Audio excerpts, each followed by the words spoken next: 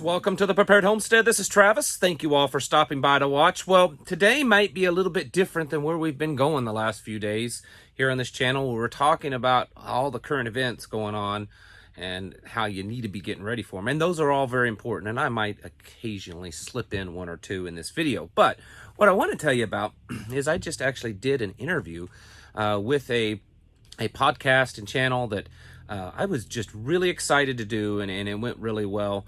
And I encourage you all to check out their website. It's called flyoverconservatives.com. And some of you may be aware of them, but they're a pretty good sized show, and they talk about a lot of very important issues that you would most likely be interested in seeing. And I think that show that we recorded today will come out this weekend.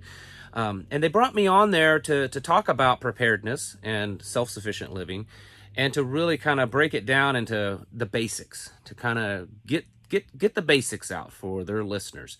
And in doing that, it's kind of rejuvenated me or encouraged me to kind of go back to the basics and talk about that, and not just the how to, but the why, and then really to encourage it, because we all, whether we're advanced or not in this journey that we're on of trying to become more prepared, of trying to become more self-sufficient, of getting ourselves and our families ready for what's just around the corner.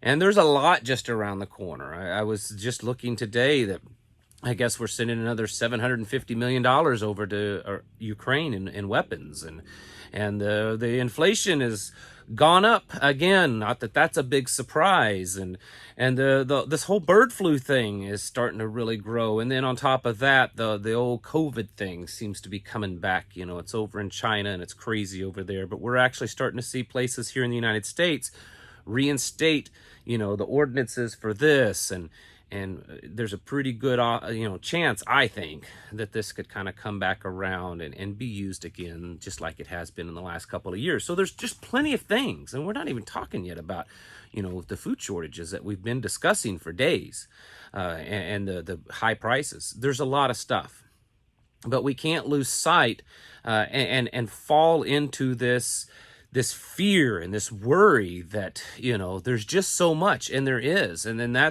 think that's the big difference of what's going on now, of what has happened in the past, where many of you have been on this journey for a long time, and you've experienced different things, whether they're natural disasters or terrorist attacks, or stock market bubbles popping and things like that.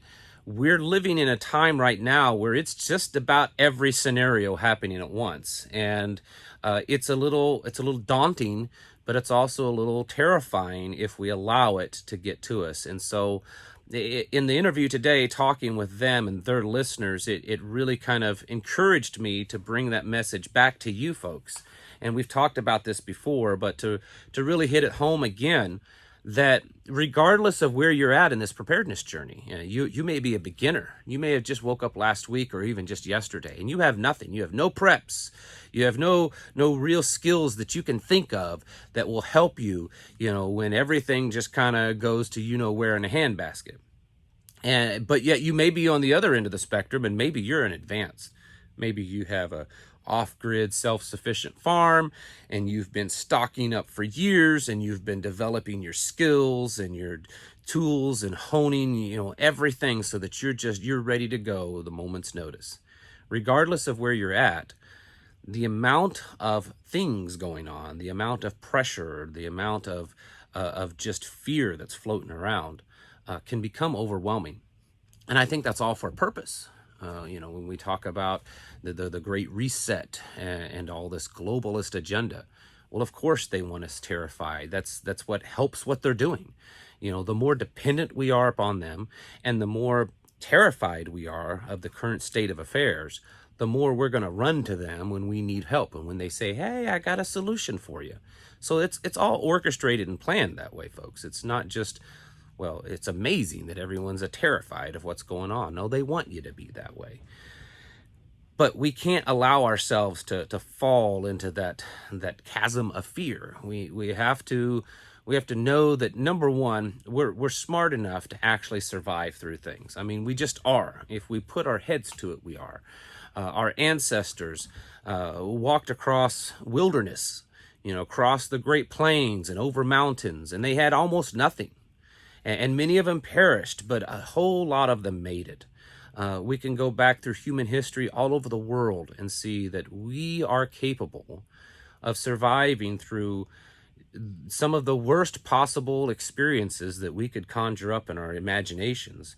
Humans survived many times over and over again. And this is no different. We can make it. So from the physical aspect, we can survive this. It's all about keeping our wits about us. It's all about doing a little bit now and a little bit every day. You don't have to devote all your time and energy to preparedness and developing skills and developing a supply of goods and tools. It's putting aside a little time and a little money each day to put towards helping you and your family get ready for what's coming. We need to do that. And that's the physical aspect of it. And that's like it's like an insurance policy. It's just a little at a time. And sometimes you can do a little bit more, some weeks, some paychecks, you're a little tight. And so you're doing good to buy a few extra cans of soup that week to put on your shelves. And then other times you can do a little bit more. And maybe you can buy a few cases of something that's on sale, or a few extra bags of beans, or a couple of buckets of some type of emergency food. It's just all depends on everyone, but we still work towards it. And we also develop our skills. We read, we train, we go out and try things. We figure out how our ancestors lived. How did they cook without flipping the switch on your stove and having electricity? How did they cook that way without it? What's it like cooking over a wood fire? What's it like cooking on a wood stove? Figure that out and learn how to do it. How did they heat their home? They didn't just turn the knob on the thermostat. How did they heat their home when it was cold? And so figure out how they did it and learn from their experiences, and figure out how to do it on your own also. How did they grow their own food? So many Americans today just think their food comes from a grocery store. It's just miraculously appears out of nowhere. It's just, I don't know where that aid came from. I just know it's there when I need it.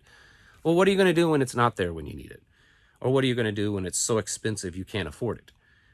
Well, then you need to have a backup plan. You need to be able to produce your own food. You need to be able to preserve the food that you produce so that it's there all winter long. You can't eat fresh lettuce all winter long. You need to be able to grow foods and then preserve them in various different ways so that you have your own food supply and you're not just dependent upon the grocery stores. You see, a big thing that we try to do here is to instill that rugged individualist, that independence that once was very prevalent in this nation, and it's what really made us the great nation that we once were. And we're losing that. We have all this conveniences and these technologies and the big brother government and everyone that just makes everything a big, soft, cushiony pad to land on. And so we're no longer this rugged, independent people anymore. And we need to bring that back again. That's a very conservative value. And I believe it's really the right value.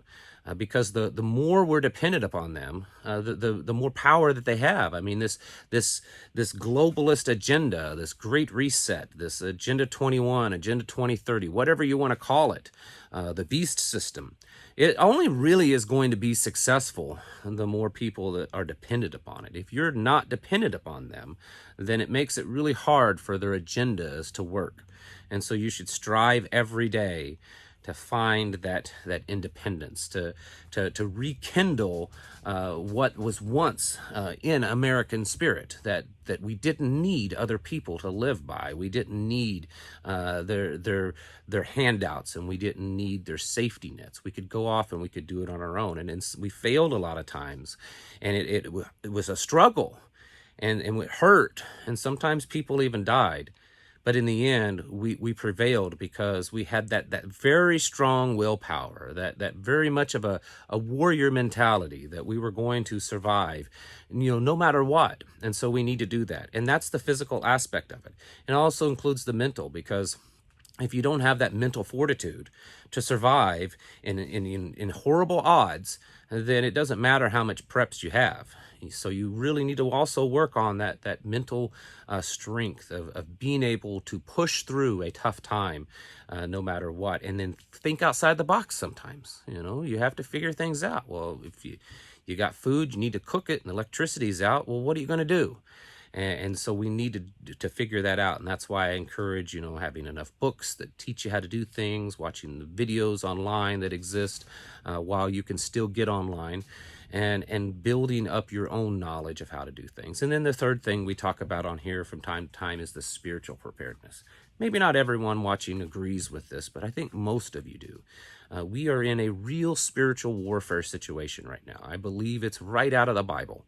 And I'm not going to pinpoint at what time we are in those last days, but I think that we're definitely in that period. And we ourselves are experiencing spiritual warfare, and our nation is experiencing, our culture, our society. That's why we're seeing just more and more wickedness all around us, even to the point that people that aren't biblical, they're not Christian, they're not churchgoers, are even standing back and saying, this is a little too much. So along our preparedness path, we have to prepare ourselves spiritually too. We have to buckle down. We can't just keep saying, well, I'll crack open that book every once in a while. I'll get to it eventually. Eventually I'll start praying every day. Eventually I'll start reading my Bible every day. Eventually I'll start, I'll get to it. I got other things important. Well, there's nothing else more important than this, folks. And so we have to work on our spiritual preparedness, because if you've got all the preps and you know what to do with them, but you're spiritually void and empty, and what we're living in right now is a very attack on our spiritualness and our morality and our sense of who we are as a person and as a child of the Father, then all those preps aren't going to get you very far. And so we need to work on that too. So folks, in your journey, regardless of where you're at, if you just woke up yesterday and realized that, man, these guys that's been telling us to get stocked up and get ready, I think they're onto something. Things are getting really, really crazy out there, and maybe I should do it. Or you're one of those people that's like, dude, I'm way ahead of you. I've been doing this most of my life. It doesn't matter. We need to take it seriously. But we also need to not panic and not fear, get too afraid of everything, because there's a lot going on. It's like every day you could just sit there and just start checking off, things off your list of what's going to happen before it all comes crashing down, because it's like an everyday occurrence. There's something more that's pushing us closer to a world war, or something more that's pushing us towards an economic collapse or supply chain collapse, or, famine, or whatever it is, or, massive influx of immigrants. It doesn't matter, because it's all happening right now. We just can't allow all of these things that we see every day to beat us down to the point that we give up and that we just live in this state of panic and fear. That's why we prepare. It's why we prepare mentally, physically, and spiritually, so that we're not in that state of fear and panic, so that we know that while it may be tough, there's no guarantee that we will get through it unscathed. But we know that we can get through it, and that's the big thing. We know that we can make it through it because we've built our mental preparedness. We're developing our skills all the time. We're building our storehouses with the things that we need, and we're growing inside spiritually so that we can have the overall strength to handle what is upon us. So, folks, continue doing all those things, and don't give up. Don't be disheartened. Don't be so overwhelmed because you think, man, I just don't have enough. I just haven't built enough of my supplies. I haven't learned enough skills.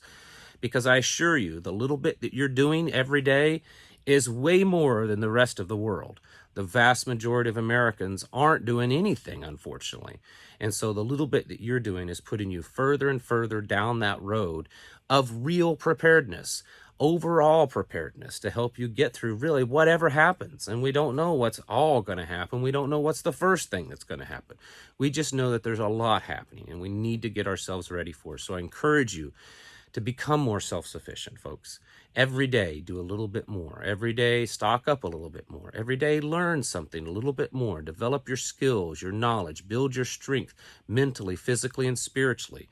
And again, most especially spiritually, build your spiritual strength and your closeness with the Father, and because in the end, that's really what's gonna get you through. All right, folks. Thank you all for watching, and I'll catch you in the next video.